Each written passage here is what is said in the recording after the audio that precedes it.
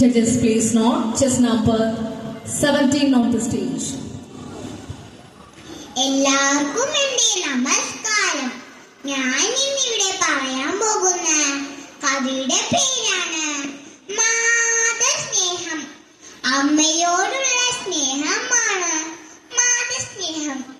അമ്മ എന്ന പദം എത്ര മനോഹരം!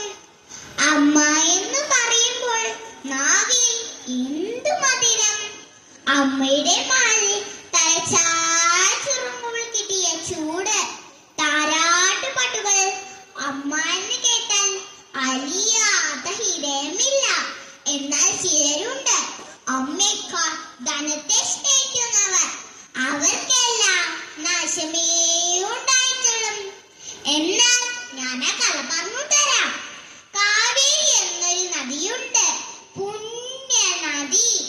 അതിന്റെ തീരത്ത് ഒരു കൊച്ചു ഗ്രാമം ഉണ്ടായിരുന്നു.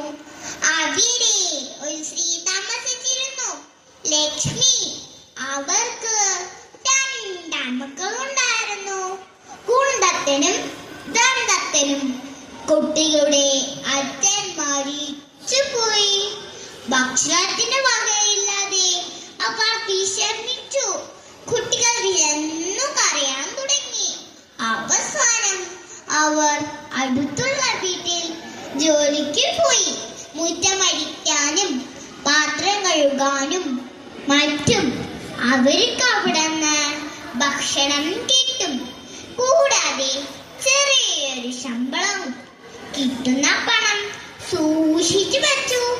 വീട്ടു സാധനങ്ങളെല്ലാം വാങ്ങി സുഖവും സമ്പത്തും ഉണ്ടായി. കുട്ടികൾ വളർന്ന മിടുക്കന്മാരായി. ലക്ഷ്മിക്കോ വയസ്സായി. അവൾ ബാധ പിടച്ച കിടപ്പിലായി. കൈ തളർന്നു പോയി. അമ്മയെ നോക്കാറുള്ളത് ഗുണദത്തനാണ്. ദന്തത്തെ ശ്രദ്ധിക്കാറേയില്ല. ദന്തത്തിന്റെ നോട്ടം ധനത്തിലായിരുന്നു. ഒരിക്കൽ കാവേരിയിൽ വെള്ളപ്പൊക്കമുണ്ടായി. വെള്ളം നിറച്ചു കയറാൻ തുടങ്ങി. ആളുകൾ വീട് സാധനങ്ങളെല്ലാം വാരികെട്ടി മറ്റുള്ള ഗ്രാമത്തിലേക്ക് ഓടിപ്പോൻ തുടങ്ങി. ഒരു വനത്തിനപ്പുറമായിരുന്നു മറ്റേ ഗ്രാമം. ദന്തത്തൻ വിലപിടിപ്പുള്ള പാടി കെട്ടി വെച്ചു. എന്നിട്ട് ആലോചിച്ചു, അമ്മയെ കൊണ്ടുപോകണമെങ്കിൽ സാധനം ഉപേക്ഷിക്കണം. അവസാനം അല്ല, അമ്മയ്ക്ക് വേണ്ടി സാധനം ഉപേക്ഷിക്കാൻ ഞാൻ തയ്യാറല്ല. അവരമ്മയെ തിരിഞ്ഞു നോക്കാതെ വേഗത്തിലായിരുന്നു. അമ്മ കണ്ണീരോടുകൂടി നോക്കിക്കൊണ്ട് കിടന്നു. ഗുണ്ടത്തിനെ നോക്കിയപ്പോൾ എല്ലാവരും പോയി കഴിഞ്ഞു. വീട്ടു സാധനങ്ങൾ കുറെ ബാക്കിയുണ്ട്. അമ്മയുണ്ട്. അമ്മയെ കഴിഞ്ഞിട്ടല്ലേ മറ്റേ എന്തുമുള്ളും.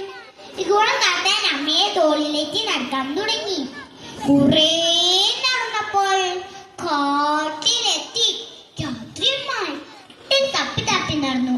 മകന്റെ കഷ്ടപ്പാടുകൾ കണ്ടിട്ടും അമ്മയ്ക്ക് കരച്ചിൽ വന്നു. അമ്മയുടെ കണ്ണീരിൽ വീണ് ഗുണത്തന്നെ തന്നറിഞ്ഞു. അവൻ അമ്മേ എന്ന് വിളിച്ചു. അമ്മ പൊട്ടിക്കളഞ്ഞു പോയി. അവൻ അമ്മയെ ആശ്വസിപ്പിച്ചു. വീണ്ടും നടന്നു. അതാ ദൂരെ ഒരു വെളിച്ചം. വേഗത്തിൽ നടന്നു. അതാ 4 ഭയങ്കരമായ തോക്കുമായി മുന്നിൽ നിൽക്കുന്നു. കൊള്ളക്ക സാധനങ്ങളെല്ലാം കൊള്ളയടിച്ച് വഴിയരികിൽ കൂട്ടിയിരിക്കുന്നു. കൂടെ ദന്തത്തിന്റെ ചുവടുമുണ്ട്. ഗുണ്ടത്തിനെ തോളിൽ മൂടിപ്പിച്ചിരിക്കുന്ന അമ്മയെ കണ്ട് കൊള്ളക്കാരൻ പറഞ്ഞു, താഴേക്ക് നോക്കട്ടെ. അവൻ അമ്മയെ താഴ്ത്തി. എന്നിട്ട് പറഞ്ഞു, ഇതിന്റെ അമ്മയാണ്, നടക്കാൻ വയ്യ, ഞങ്ങളെ രക്ഷിക്കണം. കൊള്ളക്കാരമ്മ കുണ്ടത്തിനെ സൂക്ഷിച്ചു നോക്കി. അല്പനേരത്തേക്ക് ഒന്നും മിണ്ടിയില്ല. കൊള്ളക്കാരൻ പൊന്നും പണം നിറച്ച സന്ധ്യ അവന്റെ കയ്യിൽ കൊടുത്തിട്ട് പറഞ്ഞു, വരൂ, നിന്നെ ഞാൻ അടുത്ത ഗ്രാമത്തിലെത്തിക്കുക. അവള് വളരെ മോശമാണ്. അമ്മയെ ഞാനെടുക്കും. അമ്മയെ കൂടെ വന്നാൽ മതി. നോക്കാരുടെ ബലമുണ്ട്. അവൻ തടഞ്ഞിട്ടും വക വയ്ക്കാതെ അവൻ അമ്മയെ തോളിലേക്ക് നടക്കാൻ തുടങ്ങി. കാടിന്റെ അതിർത്തി കഴിഞ്ഞപ്പോൾ അമ്മയെ താഴെത്തി. എന്നിട്ട് പറഞ്ഞു, ഈ അമ്മയാണ് ഭാഗ്യവതി. ഈ അമ്മ ചൊന്ന ഞാൻ ദേവനും പറഞ്ഞ് അയാൾ തിരിച്ചുപോയി. കുടുംബത്തിൽ ഭഗവാനെ സ്മരിച്ചുകൊണ്ട് കൈകൂപ്പി. മാതൃദേവോ ഭവ. കൂട്ടുകാരെ, കഥയിൽ നാം എന്താണ് മനസ്സിലാക്കേണ്ടത്? മാതാപിതാ, ഗുരുദൈവം എല്ലാവരും സ്നേഹിക്കൂ, അനുസരിക്കൂ, തീർച്ചയായും ഉയർച്ച ലഭിക്കൂ. നന്ദി, നമസ്കാരം.